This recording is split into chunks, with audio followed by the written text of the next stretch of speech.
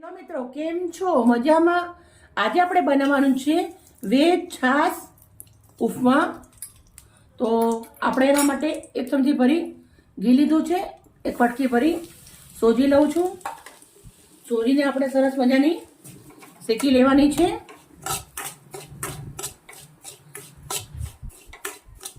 Veg છાશ ઉપમા એકદમ super અને ટેસ્ટી લાગે છે. ગરમીના મોસમમાં બી સેહત માટે સારું રહે છે, પણ મારી તો ઓલ ટાઈમ ફેવરેટ છે. તો એકવાર જરૂરથી બનાવજો. આપણે આ સોજીને આવી રીતે ધીમા તાપે 5 મિનિટ સુધી શેકી લેવાની છે. સોજી આપણી સરસ મજાની મેં શેકી અને રેડી કરી દીધી છે. એક હાંડી લીધી છે. હાંડીના અંદર આપણે મોટો ચમચો ભરી અને દેશી ઘી નાખું છું. તમે તેલ પણ વાપરી શકો છો, પણ ઘીના અંદર બહુ જ સરસ બને છે. ગરમ થવા દેશું. ઘી ગરમ થઈ ગયું છે તો થોડું રાઈ અને જીરું નાખું છું. સાથે આપણે અડદ દાળ લીધી છે 1 ચમચી અને 1 ચમચી ચણા દાળ લીધી છે. હવે આપણે રાઈ જીરું તાટકી જાય એટલે અડદ દાળ, ચણા દાળ, સૂકી ડુંગળી, 1 નંગ ડુંગળી લીધી છે, 2 નંગ ગાજર લીધા છે, ઝીણા સમાર લીધા છે, ફ્રેશ ફોલેલા લીલા વટાણા. ગાજર સેહત માટે સરસ રહે એના માટે મેં થોડો વધારે ઉપયોગ કર્યો છે. તમે ઓછો બી કરી શકો છો.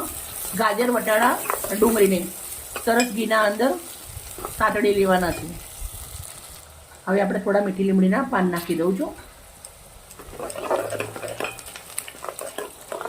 થોડી વાર હજી સાંતળવાનું છે. આપણે શેક્યા પછી મેં આવી રીતના વાટકીના અંદર કાઢી લીધું છે. 1 મોટી વાટકી ભરી મિશ્રણ આપણું સોજીનું શેકેલું રેડી થયું છે. હવે આપણે આના અંદર મસાલા કરી દેવાના છે. અડધી ચમચી કશ્મીરી મરચું છે, અડધી ચમચી સાદું છે અને 1 ચમચી મીઠું છે. સરસ મસાલાને મિક્સ કરી દઈશું. 1 ચમચી વાટકી સોજી છે તો આપણે 2 વાટકી અંદર છાશ નાખવાની છે. હું અમૂલ છાશ નાખું છું. તમે મોરી કંઈ પણ છાશ ઘરે તો નાખી શકો છો. હવે આપણે મિશ્રણને મિક્સ કરી દેવાનું છે અને આને ઉકળવા દેવાનું છે. 1 વાટકી સોજી, 2 વાટકી છાશ. પાણી સરસ ઉકળી ગયું છે તો હવે આપણે અંદર જે શેકેલી સોજી છે એ નાખી દેવાની છે. સોજી નાખીને સરસ આવી રીતે મિક્સ કરતું રહેવાનું છે. સાથે આપણે ભરપૂર લીલા દાણા નાખું છું હું.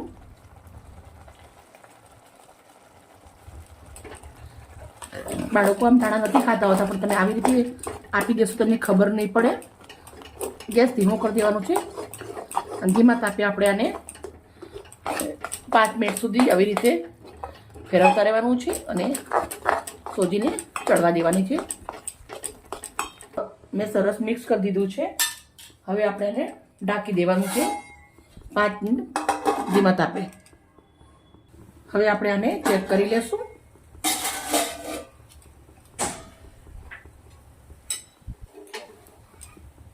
બહુ સરસ મજાનું આપણા ઉપમા રેડી થઈ ગયા છે. એકદમ ખીલા ખીલા બન્યા છે, છૂટા છૂટા મસ્ત મજાના.